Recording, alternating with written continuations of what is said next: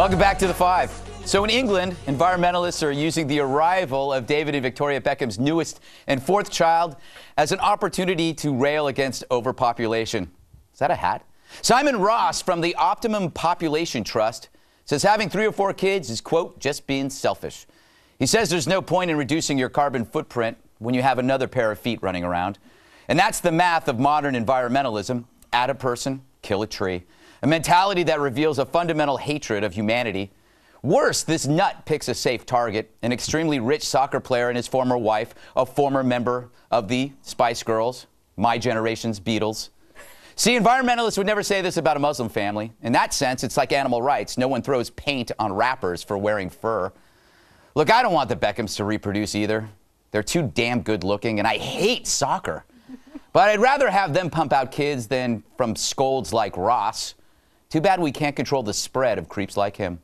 Hey, Monica, if environmentalists feel so strongly about overpopulation, shouldn't they volunteer to be sterilized? You know, that is a great point, and I will start a website and have all the environmentalists of the world pledge not to have any children and go under the knife for a vasectomy and God knows what else. This is so insane. It's nobody's freaking, did you notice how I cleaned you up, Bob?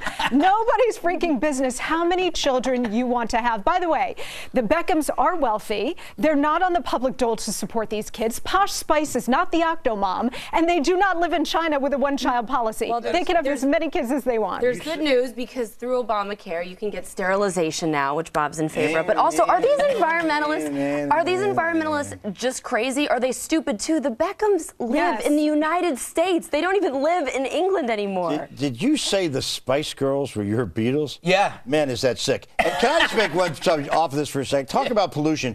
My friends here, there's 3 of them here that bring out those ridiculous things and do this. Now, they do it without looking. It's amazing. You don't have one. I don't have one. They all have them. They're doing this. Doing the whole thing. Bob, you have No, it's just amazing. I think it's amazing you can pull away with it. Okay, look. It's called a BlackBerry. Let me just, is that what it is? Yeah. Okay. Now, look, here's, I'm actually going to come down to the other side of this. In the United States, we are producing more children than they are in China, because China has a policy, right? Right. And in Europe. And aborts. It is going to save us economically in the long run, because we're going to have a lot more workers, and they're going to have a lot more old people, right? We need population growth, you know that? I'm going to be old, and I'm going to need some workers to take care of me. It's a good point.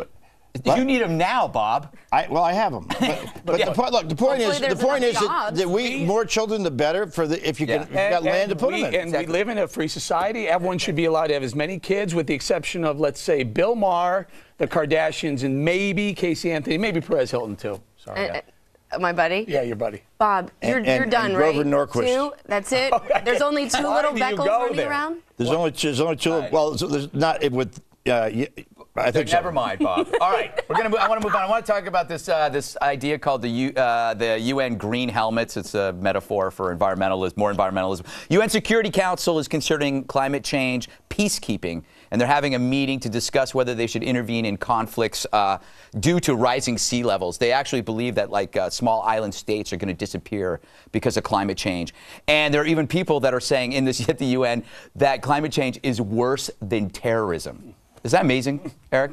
The UN and tree huggers are kind of like the Mickey Mouse Club for liberals, so they feel better about themselves. Meanwhile, at our taxpayer dime. That's the problem. Neither one works. I still can't get over the fact that let's let you 2 guys dump on it, and I'm going to say something serious about why it's a good idea. Go ahead. How can it be a good idea? Huh? Because there are countries in this world where environmental hazards are taking place, and there are fights between people in those countries over scarce resources, and they're going to need somebody to separate them out. Now, we live in a very abundant society, but in certain places, they are now fighting over scarce resources. They have no military to separate. We should share ours with them. No, we should. Well, it's the UN. If you didn't notice, it was the UN. It wasn't you and your Army National Guard. Well, we fund the UN. There's absolutely nothing wrong with doing that. I'm still thinking about the fact that you don't know if you have just 2 kids out there. You said you're not sure. It is a little troubling. You know, that's a pretty personal thing. But I get back to this. But how can you build? Okay, how can you build an entire, UN initiative on a science that everybody is debating anyway. Nobody's debating. Right. No, there's no. The fact flat that Earth people are debating. You believe that that small islands are disappearing? Yes.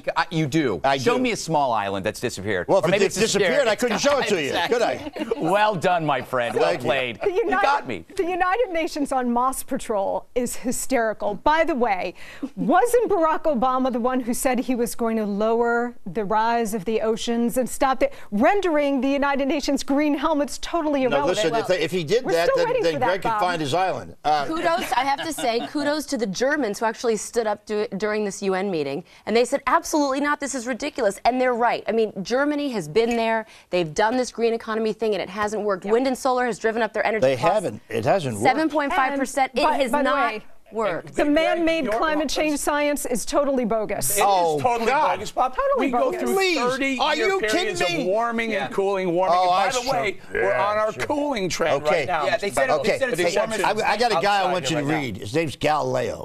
Okay. No, Bob.